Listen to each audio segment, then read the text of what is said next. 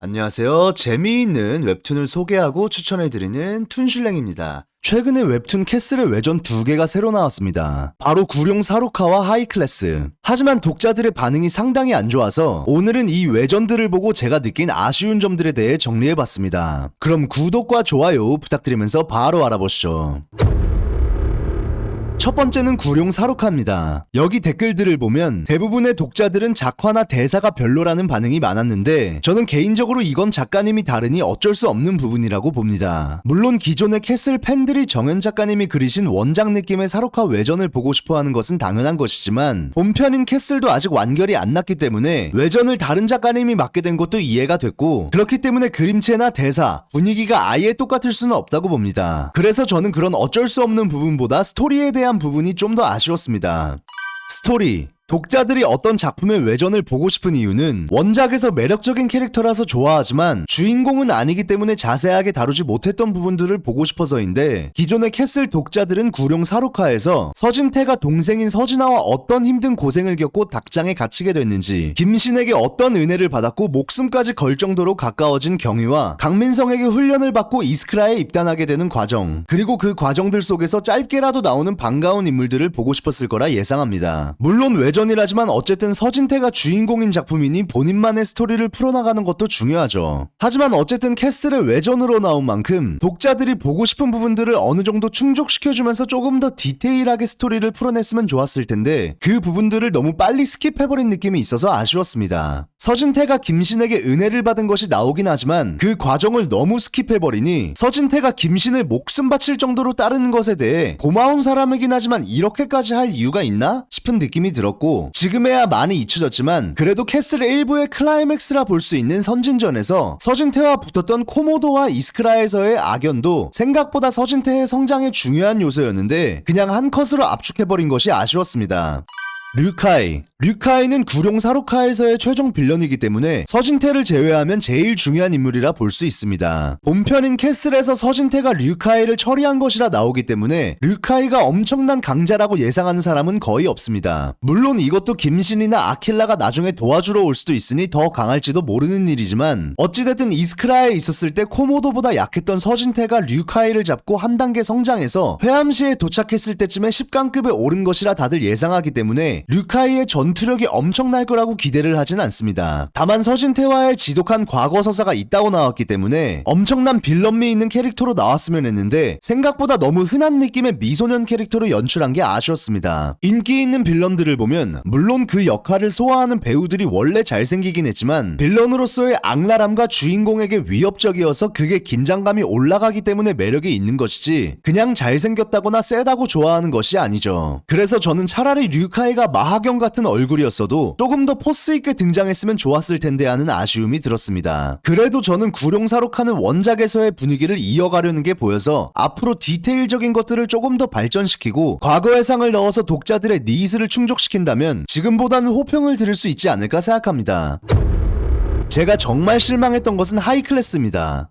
구일화. 캐슬 전체로 따지면 구이라가 막 엄청 비중 있는 인물은 아니어도 에그에서만큼은 꽤나 중요한 인물입니다. 물론 구이라가 전투력 면으로 서진태, 피우젠과 같은 핵심적인 역할은 아니었고 김대건과 이슬처럼 완전 초기 회암시 원년 멤버는 아니었지만 국내파 건달들에겐 꽤나 인사가 되는 충남의 구이라가 앞장섰기에 김신이 더 수월하게 설득을 할 수 있었고, 이슬이 은퇴한 후에도 여민수와 함께 국내파 건달들의 중심을 잘 잡아주는 비중 있는 인물이었죠. 그리고 이슬과의 인연을 보면 구일화는 건달 생활을 청산하고 자신의 꿈이었던 바를 차리며 평범하게 살고 싶어 했지만 아버지처럼 자신을 키워준 왕독필 큰형님이 캐슬에 당했고 밑에 동생들을 챙기느라 손을 씻지 못했던 인물로 나왔는데, 하이클래스에서의 구일화는 왕독필이 죽었는데도 너무 가볍고 유쾌하게 행동하는 것이 원작의 캐릭터를 손상시켰다고 봅니다. 아예 멀티버스 설정이 아닌 이상 굳이 잘 만들어진 원작의 캐릭터를 손상시킬 필요가 있었나 하는 생각이 듭니다.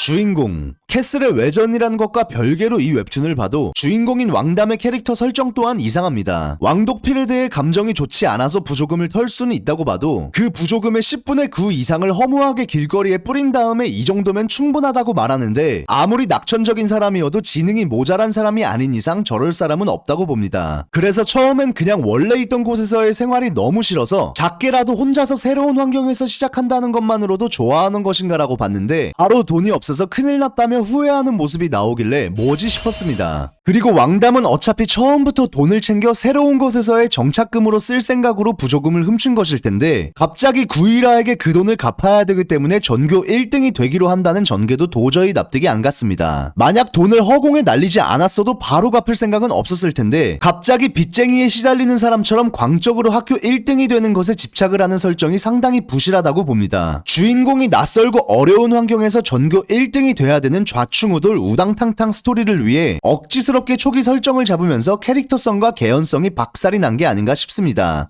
장르 저는 하이클래스가 도대체 무슨 장르의 웹툰인지 잘 모르겠습니다. 그냥 요즘 유행하거나 어딘가에서 본 것 같은 요소들을 다 짬뽕시킨 것 같습니다. 액션물에서 뜬금없는 공부, 뭔가 사연 있어 보이는 옆집 여자, 학교 정세에 대해 설명해주는 안경제비 등 다 어디선가 한 번씩 본 듯한 내용이죠. 그리고 느와르 장르의 외전답지 않게 액션씬에서 개그를 많이 넣었는데 저는 전혀 웃기거나 재밌지 않았습니다. 물론 사람마다 느끼는 게 다 다르기 때문에 제가 재미없게 느꼈다고 다 그렇게 느끼지 않을 수 있지만 반응을 보면 대부분 저랑 비슷한 생각인 것 같습니다. 차라리 쇼미더 럭키짱처럼 아예 마탱이가 간 웃기는 개그물을 본편에 크게 지장이 없는 똘배의 여수 일대기 같은 느낌이나 김대건 피우준의 빡센 회암시 시절 학원 액션물로 장르의 노선을 확실하게 정하고 그렸으면 재밌었을 것 같은데 이것저것 다 섞다 보니 뭘 하고 싶은 건지 잘 모르겠습니다.